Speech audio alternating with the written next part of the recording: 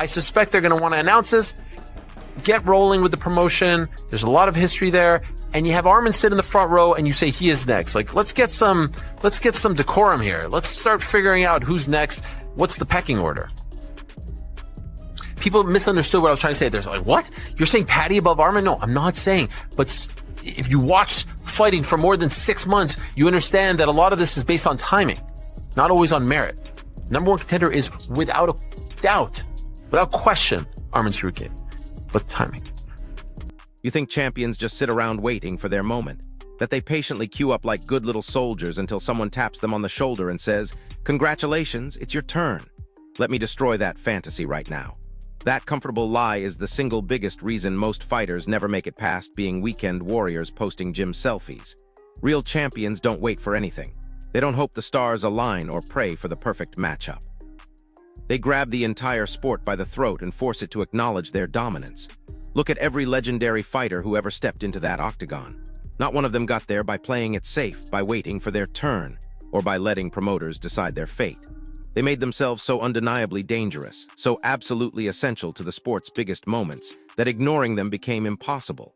They didn't just win fights, they hijacked the entire narrative and made it revolve around them. As of now, that fight isn't scheduled, believe it or not, for the January PLE, if you will. Still not sure what to call it. Are we calling it pay-per-view still? What are we calling these? Numbered event. I don't feel like it rolls off the tongue. And that's what's called. It sounds like that's not the plan. What I'm hearing, the plan is front runner, Kayla versus Amanda. Now, could they do both? Sure, of course. Why not? But I'm not hearing that that's a part of the mix. And so if that's not a part of the mix, if it's not Paddy versus Ilia, scrap those plans. We got to move. Here's what separates pretenders from legends. And this is where most people completely miss the point. You can win a few fights, build a decent record, maybe even crack the rankings. But that means absolutely nothing if you're not compelling the organization's hand, if you're not making yourself so vital to their biggest events that they can't afford to leave you out. The moment you start thinking like an employee instead of a force of nature, you've already lost. Because while you're sitting there analyzing rankings and calculating your path to a title shot, someone hungrier is out there making noise, taking risks, and stealing the spotlight that should have been yours. The sport doesn't owe you anything based on wins and losses alone. It rewards the fighters who understand that this is entertainment, that this is about capturing attention and holding it until the entire world has no choice but to watch what happens next. Sydney, and now we're talking about, and obviously it's not happening there, and now we're talking about March. Like, there's no way. Arman versus Ilia is the #1 fight in the lightweight division. And dare I say, it's close. It's close to as big as Paddy versus Ilia, given how popular Arman is getting in that part of the world and just how good he looked in this fight. And so I say, if we're not doing it on January 24th, and it sounds at least as of now that we're not, scrap those plans. Ilia, Arman, Paddy. And here's where it gets absolutely wild. Most fighters get caught up in this endless cycle of office politics and promotional games, thinking they need to play nice and wait for their shot. They listen to managers who tell them to take safe fights, to build their record slowly, to avoid dangerous opponents until the right time. That's exactly backward. That hesitation, that calculated approach, reveals a weak mindset before the first punch is even thrown. Champions operate on pure instinct and unwavering confidence. They don't craft elaborate game plans for specific opponents because they know that real fighting intelligence adapts in real time. The second you show doubt, the instant you reveal that you're more concerned with preserving your record than proving your dominance, someone more ruthless steps up and takes what you thought was yours.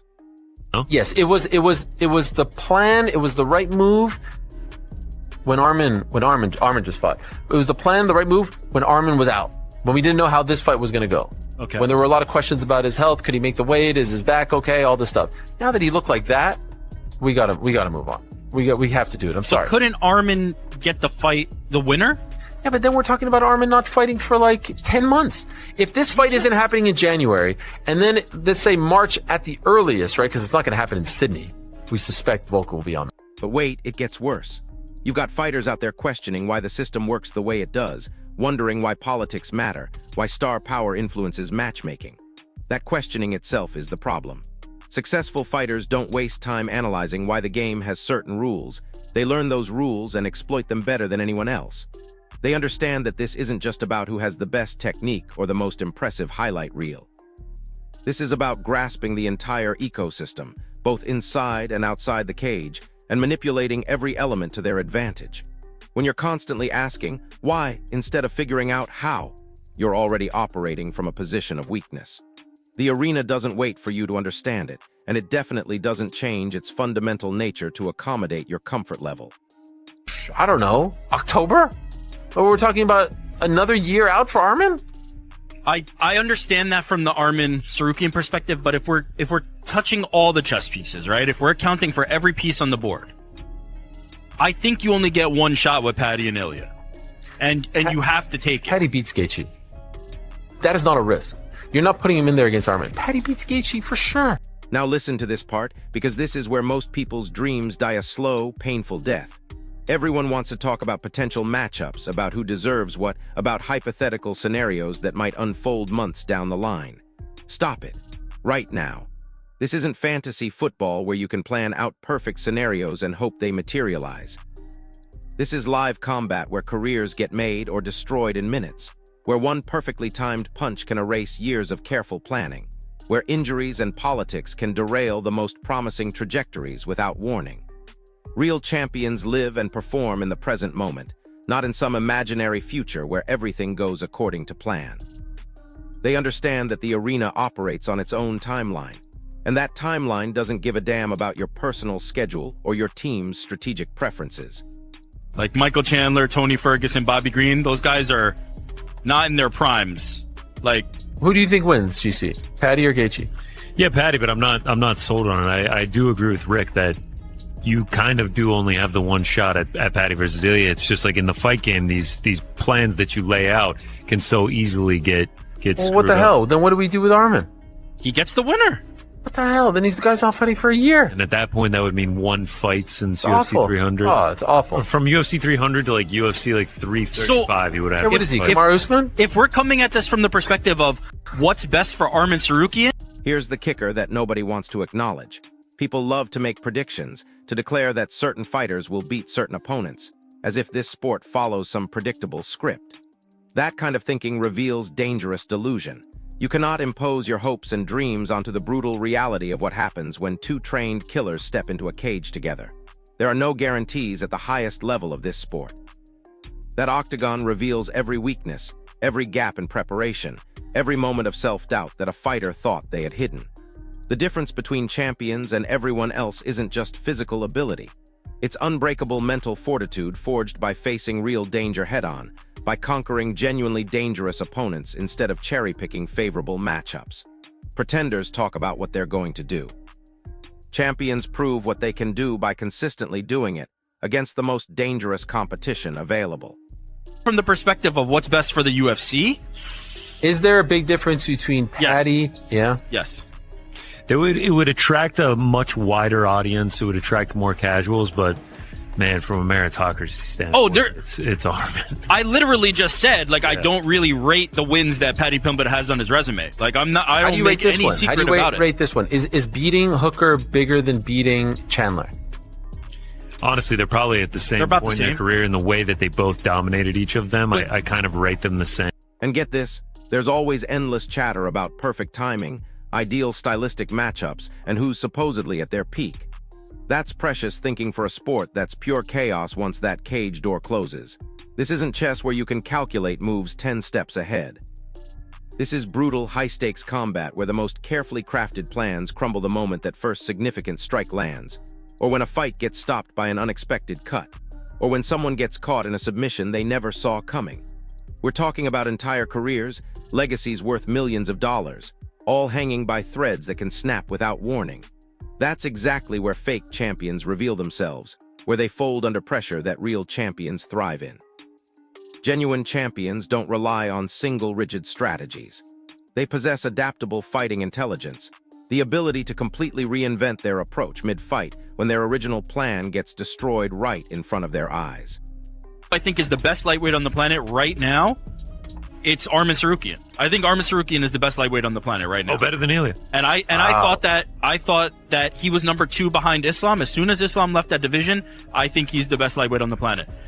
But if you're asking me to run the UFC's business, if Paddy Pimblett is there, he's now ranked number 5 in their rankings. I believe I saw graphics being made about. What is that? Dan Hooker moved down. You got to move Paddy up. You take this shot while you have. Hold up, did you catch what just happened? Because this is crucial. If you think this game is only about having the best jab or the slickest ground game, you need to wake up immediately. That's completely amateur thinking. This isn't a playground fight where the biggest kid automatically wins. This is a sophisticated arena where the stakes demand far more than just physical prowess. Real fighting intelligence encompasses understanding the entire ecosystem of the sport, both inside and outside the octagon. Consider someone like Arman Tsarukyan. He's a technical specialist, a master craftsman of the fighting arts. Then you have someone like Paddy Pimblett. He's a magnet for attention, a natural entertainer with undeniable star power. True championship mentality isn't just about winning individual fights. It's about dominating the entire landscape, compelling the organization to bend to your will, making yourself so essential that they can't afford to overlook you.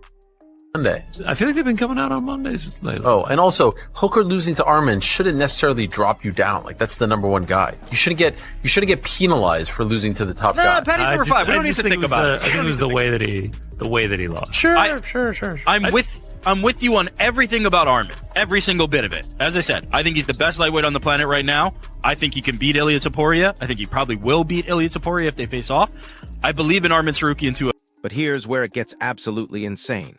Sometimes the hype around a fighter reaches such ridiculous levels that rankings become completely meaningless. When you're facing a genuine apex predator, someone who operates on a completely different level of reality, your record means nothing. Losing to a dominant force like Arman isn't just a loss on your record, it's a brutal assessment of your entire character. The octagon reveals your true nature with merciless honesty, exposing every weakness in your mental armor.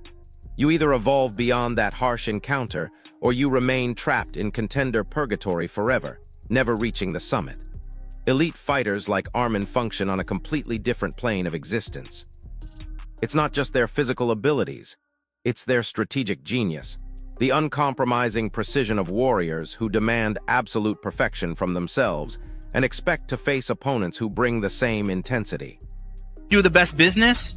You do Paddy versus Ilia while you have this opportunity right now, and then Arman fights the winner. And if it's Ilia, you've got that same fight that you were angling toward, and it's built-in business. And if it's Paddy, who then beat Ilia Topuria, now you've got Arman versus that guy, which is even bigger. It's perfect for me from a business perspective. I think you just do it while you have it. Foaming at the mouth to see Arman versus Ilia. Foaming at the mouth. You'll get it. 2 fights from now. You know what pisses me off about all this? I want to see Ilia versus Arman so bad. I want to see Ilia versus Islam so bad, and I feel like we're not getting either of those next. Now listen carefully, because this is the harsh reality that destroys most fighters' dreams. When we're talking about premier-level killers, the caliber of athletes who willingly step into that cage at the highest level, true champions never wait for ideal setups. They don't stall for bigger paydays or more favorable circumstances.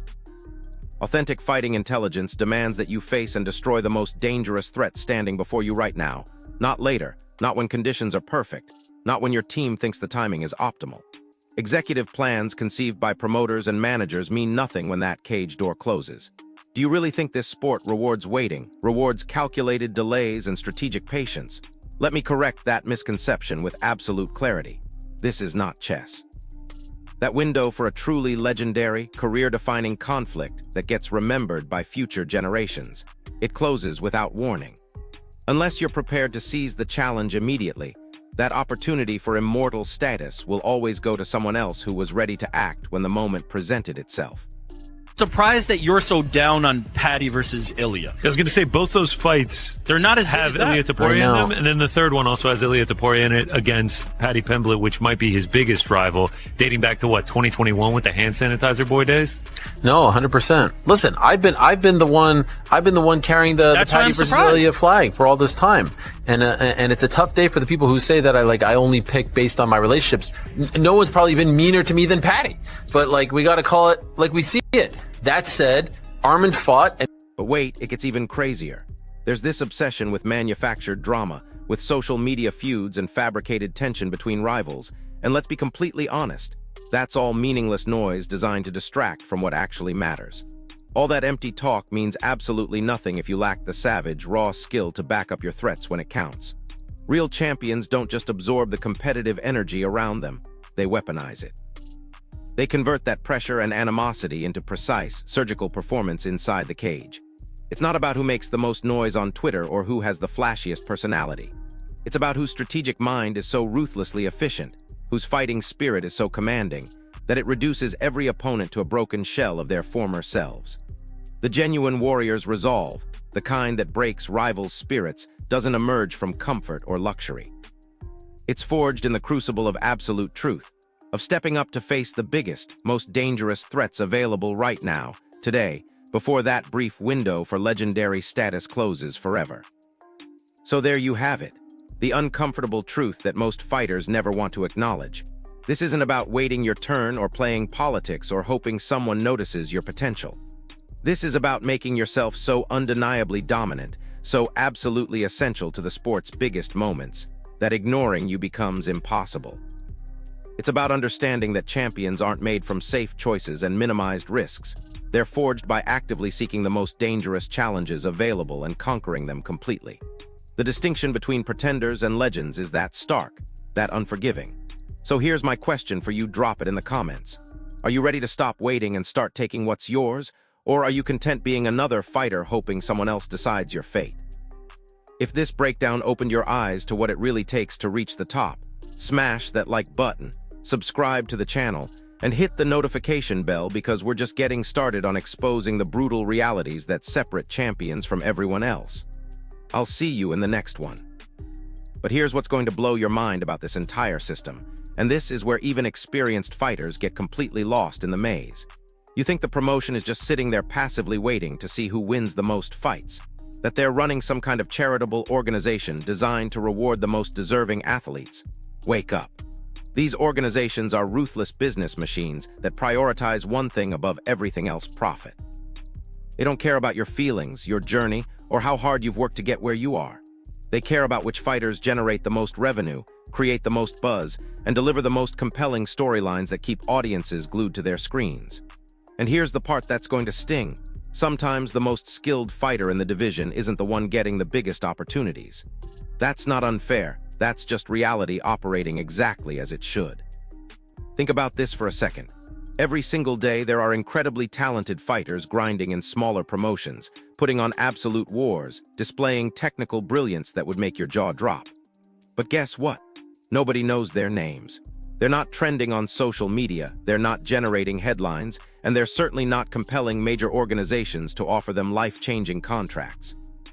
Meanwhile, someone with half their technical ability, but twice their marketing savvy, is headlining major events and cashing massive checks.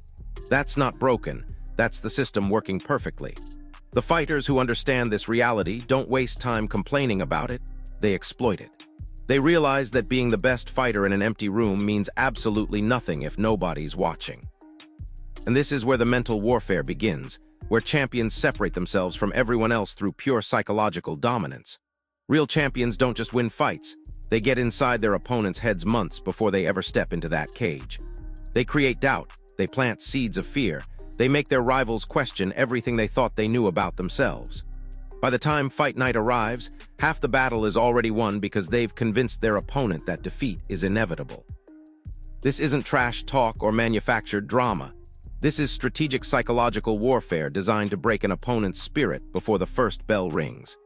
Champions understand that fighting is as much mental as it is physical, and they weaponize every aspect of the promotion and media cycle to their advantage. But wait, because this gets absolutely diabolical. Champions don't just defeat opponents, they absorb their best qualities and add them to their own arsenal.